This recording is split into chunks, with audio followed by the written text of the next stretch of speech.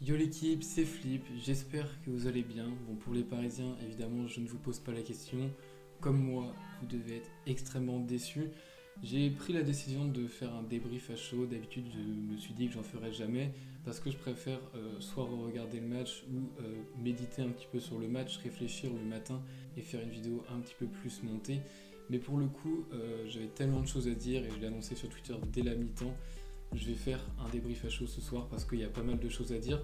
Alors évidemment, ça ne sera pas un débrief très heureux. Ce soir, le Paris Saint-Germain sort de la Ligue des Champions après un beau parcours. On va revenir sur tout ça et on a vraiment pas mal de choses à dire. Donc c'est parti pour ce nouveau débrief.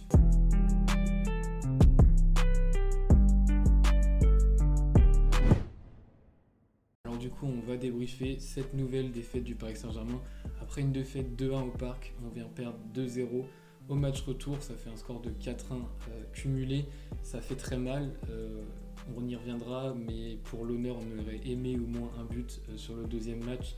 Là, c'est un 2-0, c'est sec, c'est direct. Le match commence très bien puisque le Paris Saint-Germain, comme au match aller, fait une bonne première mi-temps. Le Paris Saint-Germain a la possession face à Manchester City et il faut le noter, c'est que le Paris Saint-Germain a quasiment 55% de possession. Presque 60 à la fin de la première mi-temps, donc le Paris Saint-Germain a vraiment le ballon.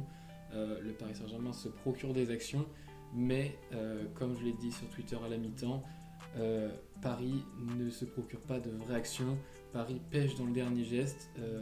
Les latéraux n'ont aucun apport offensif, ils sont totalement médiocres, que ce soit Florenzi qui est vraiment le plus médiocre je pense ce soir, que ce soit Diallo qui, malgré que je l'ai beaucoup défendu sur ces derniers matchs, il a été très bon, mais là pour le coup il n'a pas vraiment été à la hauteur, hein. C'était son jour d'anniversaire et c'était pas une super soirée pour lui, il n'a pas non plus été à la hauteur. Les latéraux, c'est pas le plus important dans une phase offensive, même si on aurait aimé plus d'apports offensifs de leur part, en tout cas moins de déchets techniques de leur part. Là, du côté offensif, au final, on se retrouve avec Di Maria qui était en jambes dès le début du match, qui fait encore une super première mi-temps et une première partie de deuxième mi-temps incroyable. Mais Neymar n'a pas été bon, Neymar passe totalement à côté de son match. C'est comme au match aller, là il a clairement voulu jouer tout seul. Je ne sais même pas s'il a réussi un dribble, il a été médiocre ce soir, je pense que vous serez d'accord sur ça, c'est qu'il n'était pas au niveau ce soir, clairement. Il s'est fait stopper sur toutes ses actions, il a eu des occasions de tir, il préfère décaler pour tirer plus tard, enfin, vraiment il n'était pas dedans. Et sur les différentes actions où il pouvait apporter, où il pouvait jouer simple, on a retrouvé un Neymar qui préfère dribbler, un Neymar qui s'enferme contre 3 joueurs et un Neymar qu'on ne veut pas voir clairement parce que ce soir il n'a pas apporté offensivement. Et il n'a pas non plus été aidé par Icardi qui a été fantomatique ce soir. J'avais complètement oublié qu'il était titulaire. Je ne sais même pas s'il a touché plus de 3 ballons. Vraiment, c'était une hécatombe du côté offensif du Paris Saint-Germain. On n'a pas vu une production offensive. On avait un jeu placé, un jeu qui était bon pour aller chercher ces 2 buts qu'on avait besoin de mettre. Mais on a manqué de réalisme, on a manqué d'apport offensif, de qualité technique offensive. Clairement, le Paris Saint-Germain n'a rien montré offensivement. Et c'est gentil de dire ça parce que vraiment, en première mi-temps, excepté Di Maria qui lui fait encore un grand match, on n'a rien, on n'a vraiment rien. Et on se fait punir dès la 14e minute. Comme nous à l'aller, on avait puni facilement Manchester City avec un but de Marquinhos. Là c'est Mahrez sur une contre-attaque qui vient crucifier totalement le Paris Saint-Germain, déjà parce que ça fait 3-1.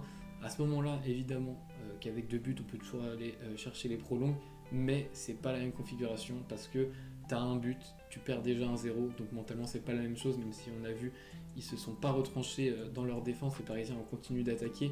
Tu as quand même un but sur la conscience, et ce but, on peut le décrypter rapidement. C'est que évidemment le Paris Saint-Germain a essayé de presser, mais le pressing était tellement peu ordonné que finalement il n'a pas servi à grand chose, même s'il y a des bonnes récupérations de balles de temps en temps, ça n'a pas assez servi. Et du coup sur les 6 mètres d'Ederson, il y avait un pressing direct, il n'y avait pas d'occasion de relance sur le premier joueur. On a vu que ça avait fait les frais sur une passe ratée sur Gundogan, mais qui est derrière mal repris par Paredes. Encore une fois, une erreur technique, mais sur ce but de Mahrez, le premier but, c'est un très bon dégagement d'Ederson. Je pense qu'Ederson est le meilleur gardien jeu au pied, l'un des meilleurs gardiens avec le jeu au pied. Donc laisser autant d'espace pour les latéraux, il fait un super dégagement sur Zinchenko qui lui n'a plus qu'à centrer en retrait. Avec un peu de réussite, ça revient en coup de billard sur Mahrez qui lui finit impeccablement. Il n'y a rien à dire, Mahrez fait un très grand match. Il a été techniquement impeccable. Mais pour le coup, sur ce premier but, on ne peut même pas trop incriminer Navas parce qu'il était en 1 contre 1. Il se la prend entre les jambes. Bon, c'est des choses qui arrivent. On l'a connu meilleur. On sait qu'il peut faire des arrêts comme ça. Malheureusement, il ne le fait pas. 1-0, tout est encore possible, évidemment. On sait que Paris peut mettre 2 buts. Moi-même, j'y croyais parce qu'on avait un Paris Saint-Germain très entreprenant qui avait le ballon et qui jouait un jeu qui était... j'ai pas envie de dire un jeu très bon, un très bon jeu, puisque jouer à la passe à 10, c'est pas un bon jeu. Je le disais sur le live d'avant-match, tu peux avoir le ballon, mais si tu n'en fais rien de ce ballon, ça sert à rien. La passe à 10, tu joues à ça en maternelle, mais après ça sert à rien. Tu es en Ligue des Champions, t'es pas là pour faire des passes. Si tu fais des passes et que tu fais autant d'erreurs techniques, bah au final, tu vas pas chercher ces 2 buts dont tu avais besoin et tu arrives à la mi-temps avec un 1-0 de Manchester City qui n'avait pas fait encore une première mi-temps incroyable. Même c'est gentil de dire ça encore une fois parce que Manchester City n'était pas dans son match non plus en première mi-temps. Ils viennent juste crucifier grâce à Mahrez le 1-0 et en deuxième mi-temps ça repart à peu près pareil parce que Paris n'est pas tant en difficulté que ça. En première partie de deuxième mi-temps, ils ont toujours le ballon, alors moins qu'avant, mais ils ont toujours des... J'ai pas envie de dire qu'ils ont toujours des occasions, mais j'ai envie de dire ils ont quand même le ballon et ils sont capables de se créer ces occasions-là, sauf qu'ils vont pas se les créer. Et au final, on se retrouve avec un 2-0, encore une fois, de Mahrez sur une contre-attaque encore. Le Paris Saint-Germain qui se fait prendre à son propre jeu. Le Paris Saint-Germain qui, malgré la possession, malgré les attaques, n'a pas su concrétiser, n'a pas été réaliste et s'est fait crucifier en contre-attaque, même si Manchester City a aussi eu des occasions plus franches, plus placées, j'ai envie de vous dire. Ils ont mis leurs 2 buts sur contre-attaque et le Paris Saint-Germain ne pouvait rien faire face à ça. Il aurait fallu clairement être plus présent dans les offensifs, mais malheureusement on n'a pas eu d'offensive de qualité ce soir. C'est pas non plus avec les entrées de Julian Draxler, de Moise Kean, ça n'a pas fait du bien non plus au Paris Saint-Germain, ils n'ont pas été à la hauteur non plus. Donc ce soir aucun offensif, excepté Di Maria, n'a été à la hauteur. Le Paris Saint-Germain qui s'est fait totalement manger. Et mentalement, je parlais de l'aspect mental dans l'avant-match également. Je disais que ça serait très important. Est-ce qu'à 1-0 à la 80e, tu étais capable d'aller mettre ces 2 buts? C'était le scénario que j'imaginais. Et finalement, c'est le scénario qui est arrivé. T'as pas été capable. Et pire que ça, t'es encore allé prendre un rouge. Di Maria qui, je ne sais pas pourquoi, va mettre cette semelle alors que c'est même pas dans le jeu, c'est sur une touche. C'est du vice, ça n'a aucun sens. Ça n'a pas sa place dans le foot. En tout cas pas quand tu as besoin d'aller mettre des buts. Alors certes ça fait déjà 2-0, certes tu peux être énervé, mais t'as pas à aller crucifier ton équipe, à finir le match à 10 contre 11 juste par un excès de colère. C'est pas un beau geste. Fernandinho joue très bien le coup, évidemment c'est aussi le sport, mais pour le coup Di Maria n'a pas eu cet excès mental, il n'a pas réussi à garder son calme et ça a été le cas de tous les Parisiens quasiment. Une fois le 2-0 marqué, il y a eu une pluie de cartons, l'arbitre n'a même pas pu calmer avec les cartons les Parisiens, même les Citizens, parce que les Citizens ont aussi pris des cartons, mais ils ont joué le coup plus intelligemment puisque c'était pas des fautes débiles. À partir du moment où tu es mené 2-0, faire autant de tacles, des tacles, c'était même pas, il jouait pas le ballon, à l'image du tacle de Danilo où il se prend un jaune, tu joues pas le ballon. Là tu viens juste chercher la faute, tu viens juste couper le jeu. Et c'est pas ça qu'on veut, évidemment. Donc le Paris Saint-Germain qui finit le match sur une boucherie totale, qui ne sauve même pas l'honneur en mettant un but, ça se finit à 2-0. Vraiment un match vide du Paris Saint-Germain. Ils ont eu le ballon, le Paris a eu le ballon, mais Paris n'a pas su se faire des occasions. Et ça, c'est dommage parce qu'ils en ont été capables sur les matchs d'avant. On l'a dit, ils ont fait un parcours incroyable. Je suis super content du parcours qu'on a fait contre le Barça, contre le Bayern. C'est des matchs qui vont être références, on s'en rappellera de ces matchs-là.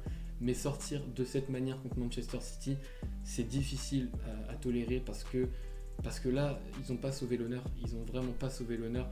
On s'est fait totalement piétiner aller et retour contre Manchester City. Peut-être que mes mots sont forts parce que c'est un débrief à chaud et c'est aussi pour ça que j'ai pas tant envie d'en faire. Mais pour le coup, ça fait vraiment mal de sortir comme ça. sans sauver l'honneur et sans même mettre un but à l'extérieur. Ça faisait 5 ans que c'était pas arrivé. La dernière fois, c'était où? C'était également ici, à l'Etihad Stadium. On avait toujours marqué à l'extérieur. Et là, on ne l'a pas fait. Donc voilà, ça fait mal. On va rapidement donner des tops et des flops, même si je pense que j'ai rapidement donné la tendance dans mon débrief juste avant. En top, évidemment, qu'on va mettre Riyad Mahrez. On va mettre également Phil Foden. C'est deux joueurs qui, offensivement, ont beaucoup apporté. Surtout Mahrez, j'ai envie de m'arrêter sur Mahrez et je pense qu'il sera dans le titre de la vidéo parce que il a su mettre ses actions, il a su concrétiser, il a su avoir ce réalisme. C'est lui qui met les 2 buts ce soir, mais même aller mettre dans le vent Kimpembe 1, 2, 3 fois. Alors certes, le mental n'était plus là du côté des Parisiens, mais cette facilité technique à aller chercher Kimpembe, qui est l'un des meilleurs défenseurs actuellement, c'est pas donné à tout le monde et Mahrez a été incroyable sur cette double confrontation. Je pense qu'on refera une vidéo sur lui parce qu'il est en train de monter en puissance totalement, c'est vraiment incroyable ce qu'il a fait. Phil Foden, je le mets rapidement dans le top parce que il a eu beaucoup d'occasions. Ça pourrait être un top de ce match, mais ça ne l'est pas parce que malgré tous ses frappes, il n'en a pas mis une. Je pense qu'il y a des frappes qu'il doit mettre, mais il a beaucoup osé, il a beaucoup eu d'occasions, et c'est pour ça que je le mets quand même en top. Ruben Dias également en top parce que Ruben Dias il était impassable même quand il était par terre, il arrivait à contrer une frappe, c'était juste incroyable, c'était frustrant pour les Parisiens, on ne pouvait même pas tirer. D'ailleurs la stat, je vous la sors, en 90 minutes le Paris Saint-Germain n'a pas cadré un tir, c'est aussi simple que ça. On a eu, si je ne me trompe pas, 13 tirs et 0 cadré, c'était une muraille en face. Ruben Dias, John Stones, c'était une muraille, et surtout Ruben Dias qui, comme à l'aller, je l'avais mis dans mes tops et je le remets parce que il est impassable, c'est l'un des meilleurs défenseurs également actuellement, et lui il l'a montré parce que vraiment face à n'importe quel attaquant il a su les stopper, il a su stopper toutes les frappes, il était vraiment impassable ce soir. Ederson n'a pas eu tant de travail que ça, la preuve, Ederson n'a tiré que des 6 mètres, Ederson n'a pas eu d'arrêt à faire puisqu'il y a eu 0 tir cadré de la part des Parisiens ce soir, et tout ça, City le doit sûrement beaucoup à Ruben Dias. Le côté flop, évidemment, le mental, j'ai envie de vous dire, le mental qui encore une fois est la défaillance du Paris Saint-Germain. Ils n'ont pas été capables de revenir, même si, au-delà du fait que tu ne reviens pas, que tu remets pas ces 2 buts après le but de Manchester City, tu ne peux pas craquer à ce point-là après le deuxième but, tu ne peux pas te permettre de prendre autant de cartons, de prendre un carton rouge comme ça, Di Maria, qui ne peut pas prendre un carton comme ça, c'est juste de la frustration, c'est pas du beau jeu. Là on sort, ça se voit qu'on est frustré. Alors évidemment que quand tu es le Paris Saint-Germain, que tu as fait un parcours comme ça, tu es frustré, mais de là à finir les 30 dernières minutes comme ça, c'est juste écœurant de voir Paris comme ça, parce que on a un groupe qui est soudé, un groupe qui vit bien, mais qui sur ces 2 matchs n'a pas été capable de garder son mental, et le mental c'est très important dans le sport, c'est très important dans le foot, et là je ne vois pas un Parisien qui a su le garder. Donc déjà ça c'est mon premier flop. Mon deuxième flop, c'est évidemment les latéraux du Paris Saint-Germain, surtout Florenzi qui a été exécrable ce soir, vraiment exécrable. Il n'a rien fait, vraiment il n'a pas apporté offensivement, toutes ses offensives sont ratées, défensivement il n'a pas plus apporté non plus.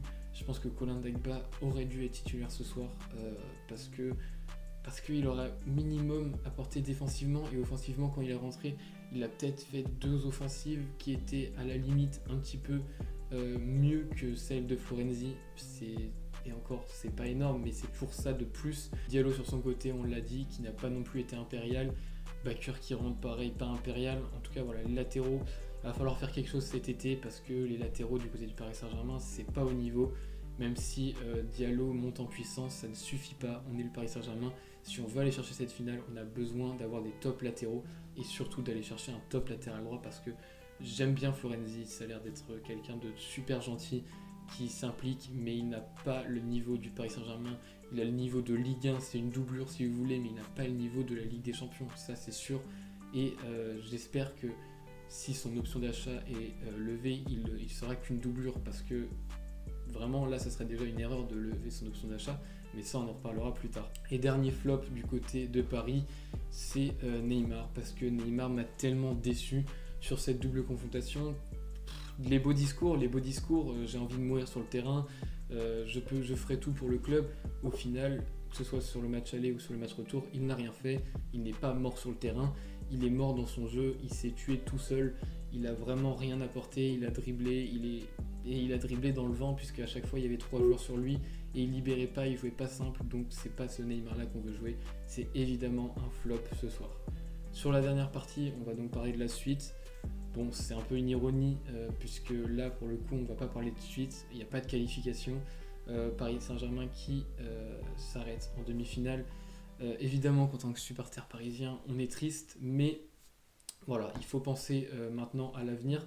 Il faut voir que encore un très beau parcours du Paris Saint-Germain qui a quand même éliminé le Barça, a éliminé le Bayern, le tenant du titre, le Barça de Messi, qui est sorti d'une poule qui n'était pas donnée, qui a fait une belle remontée en poule, donc un très beau parcours. Une demi-finale de Ligue des Champions, c'est pas à minimiser, on s'est habitué maintenant à aller en finale, mais c'est pas à minimiser une demi-finale de Ligue des Champions, c'est quand même quelque chose de très beau, et on peut être fier tout de même du parcours des Parisiens. On ne peut pas être fier de la double confrontation contre Manchester City, mais on peut être fier de notre parcours, parce que ça reste un très beau parcours, et c'est encourageant pour la suite. On sait que comme ça, dans les années à suivre, on pourra s'appuyer sur ces prestations, parce que mentalement, il y a un cap qui a été franchi. Il y a aller chercher cette demi-finale, c'est pas rien. Sortir le Barça, le Bayern, c'est pas rien du tout. Ça reste un bel exploit, ça reste un beau parcours. Donc on espère qu'on pourra s'appuyer là-dessus et pourquoi pas revenir l'année prochaine et enfin la gagner. Il manque encore quelque chose au Paris Saint-Germain. Peut-être qu'on fera une vidéo là-dessus, qu'est-ce qui manque au Paris Saint-Germain pour gagner cette Ligue des Champions, parce que tous les ans, on voit qu'il manque un petit truc, et ce petit truc-là, c'est des petits détails, c'est du mental, c'est plein de choses, mais tout ça, on y reviendra dans une prochaine vidéo. En tout cas, le Paris Saint-Germain, voilà, qui n'est plus dans cette Ligue des Champions, il reste la Ligue 1, il va falloir assurer la Ligue 1, en espérant que Lille fasse des faux pas, parce que là, on est à un point de Lille. Si Lille gagne ses 3 derniers matchs, il n'y aura pas de Ligue 1, ça sera une saison blanche pour Paris. La Coupe de France, je ne compte pas ça comme un trophée, on n'en a rien à faire en tant que Parisien. Alors c'est toujours un trophée, mais une saison blanche, ça sera quand même une saison blanche.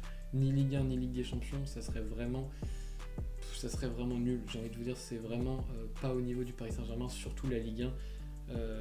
On a tout donné en Ligue des Champions, c'est pas pour aller perdre maintenant la Ligue 1. Donc on espère que Lille fera des faux pas et que Paris sera capable de se relever de cet échec en Ligue des Champions et de finir la saison sur 3 victoires pour espérer être champion de Ligue 1. C'est tout ce qu'on peut souhaiter à Paris. Du côté de Manchester City, écoutez, on verra demain qui sera leur adversaire en finale, mais à titre personnel, je mettrais bien une pièce sur Manchester City gagnant parce qu'ils ont prouvé que même face à une des meilleures équipes du monde actuellement, qui est le Paris Saint-Germain, ils ont été plus que solides et je ne vois pas comment vous pouvez les arrêter aujourd'hui. Chelsea, certes, les a battus il y a quelques semaines, mais on était en Carabao Cup ou un truc comme ça. C'est pas la Ligue des Champions, on n'est pas au même niveau d'intensité. Le Real Madrid qui peut aussi se qualifier est certes une grande équipe, mais face à Manchester City, je pense que ça ne suffira pas. Voilà, on a fait le tour de ce débrief, on arrive presque à 20 minutes de vidéo. J'espère que cette vidéo vous aura plu, c'est le seul débrief à chaud je pense que je ferai sur cette chaîne parce que je ne compte vraiment pas en refaire. C'est pas quelque chose que j'aime faire, d'exposer mes sentiments directement comme ça à chaud, mais là je me devais de le faire parce qu'il y avait trop de choses à dire. Il y avait trop de choses sur le cœur là clairement. Très déçu, mais on va essayer de tourner la page, on va essayer de bien dormir. Je vous souhaite une bonne nuit à tous pour ceux qui regarderont la vidéo directement et puis pour ceux qui verront la vidéo de demain, une bonne journée à tous.